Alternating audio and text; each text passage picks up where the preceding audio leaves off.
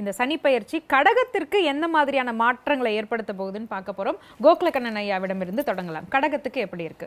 கடகராசி இறைவனுடைய அமைப்புல காலச்சக்கரத்திற்கு 4வது ராசின்னு சொல்லுவாங்க, தாய்மை ராசி. அதனால இவங்கள்ட்ட இரக்க சுபாவம், டக்குன்னு இறங்கி போயிடுறது, விட்டு கொடுக்கறது, எல்லாரையும் அரவணைத்து செல்லணும் அப்படின்ற ஒரு குணாதிசயங்கள் கொண்ட ஒரு ராசி.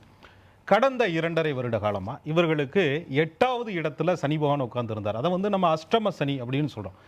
ஜோதிடப்படி சொல்வது உண்டு, அட்டமாதிபதி திட்டமாக கெடுப்பான், நட்டவியிர் தீச்சுடுவான், சுகத்தை கொடுப்பது போல் கொடுத்து கெடுப்பான், ராஜமுகம் கொண்டு போவான், அரசரால் சிறைக்காவல் கொண்டு வருவான், நல்ல குடும்பமெல்லாம் வேறுபட்டுருச்சியா அப்படின்ற மாதிரி.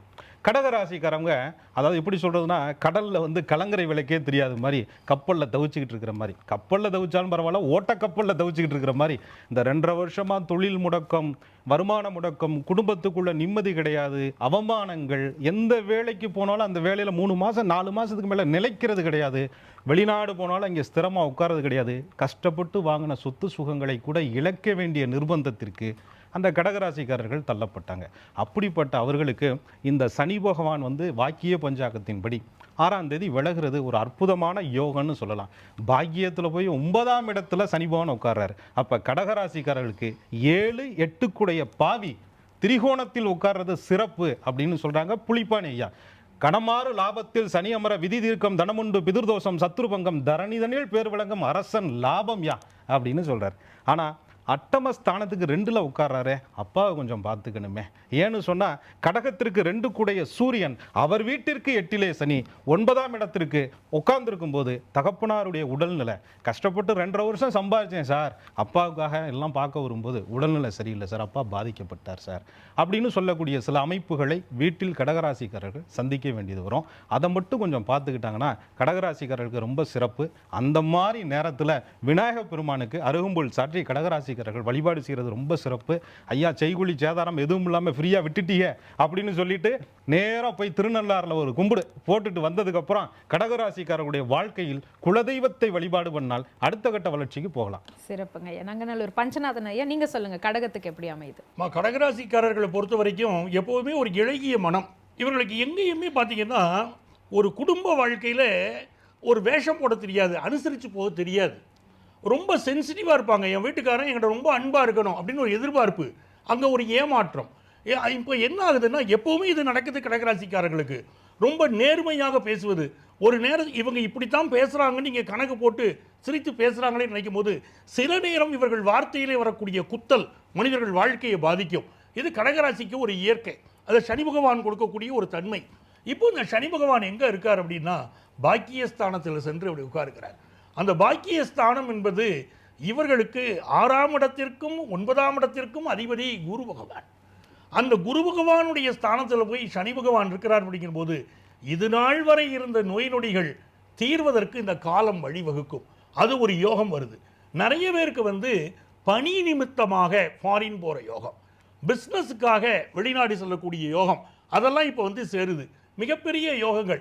அட்லீஸ்ட் ஒரு டூராவது போயிட்டு வரலாமே அப்படிங்கிற வாய்ப்புகள் இவங்களுக்கு இருக்கும். அப்போ ஒரு நல்ல வாய்ப்புகள் எல்லாம் இவங்களுக்கு வரப்போகுது, அது உண்மை.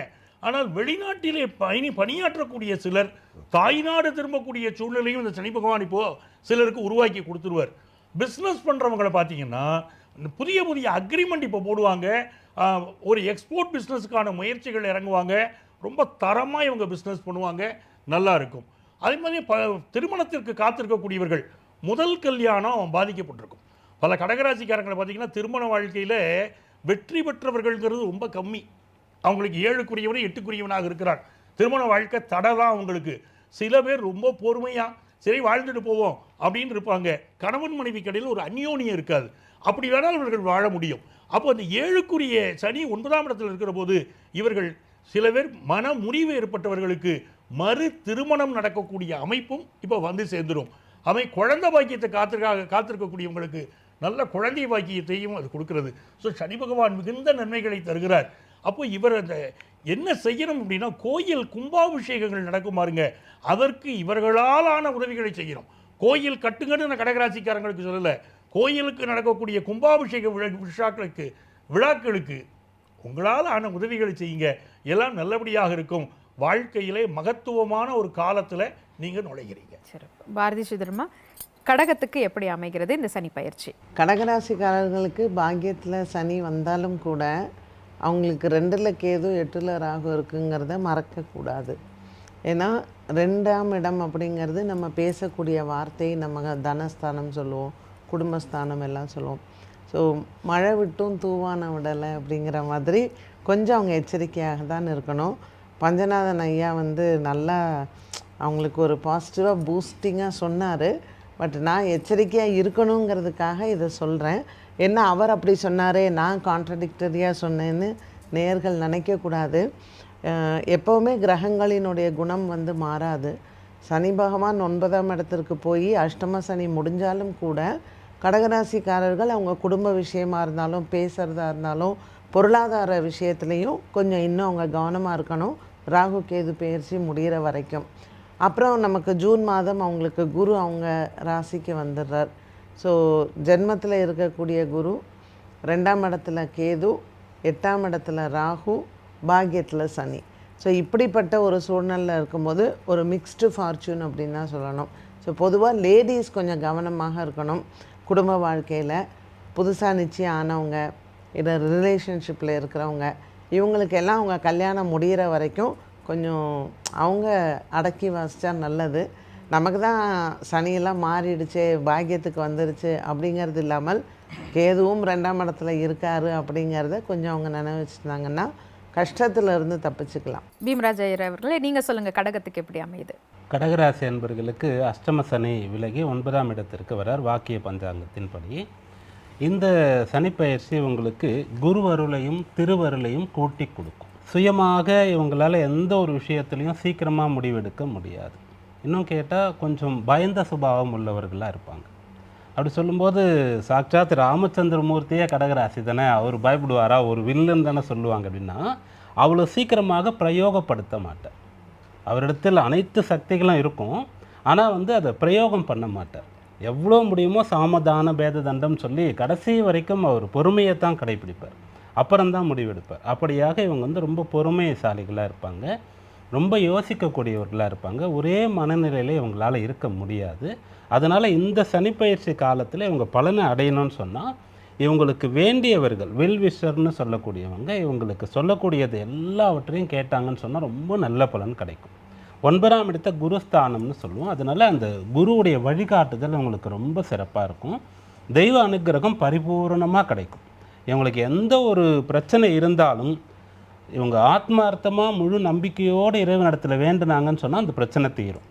எந்த ஒரு காரிய ஜெயம் ஏற்படணும்னு சொன்னாலும் இறை வழிபாடு இவங்களுக்கு பலனை கொடுக்கும். அதுபோல் உறவினர்களோ, மூத்த சகோதரர்களோ, பெற்றோரோ, இவங்களுக்கு உயர் அதிகாரிகளோ, அதுபோல் வேலை பார்க்குற இடத்துல கூட வேலை பார்க்குறவங்களோ, இவங்கெல்லாம் இவங்க போய் ஹெல்ப் கேட்டால் இப்போ செய்வாங்க, மறுக்கவே மாட்டாங்க. கடகராசியில் இருக்கக்கூடிய ஒருத்தர் வீடு கட்ட ஆரம்பிச்சிட்டார், பணம் போகிறல, வேலை நடக்கலை, கட்டாயம் பணம் இருக்கக்கூடியவர்கிட்ட போய் கேட்டால் இப்போ கொடுப்பார். அதே போல் கல்யாணத்துக்கு உதவி கிடைக்கும், பிஸ்னஸ் சம்மந்தமாக கஷ்டப்படுறாங்கன்னா உதவி கிடைக்கும்.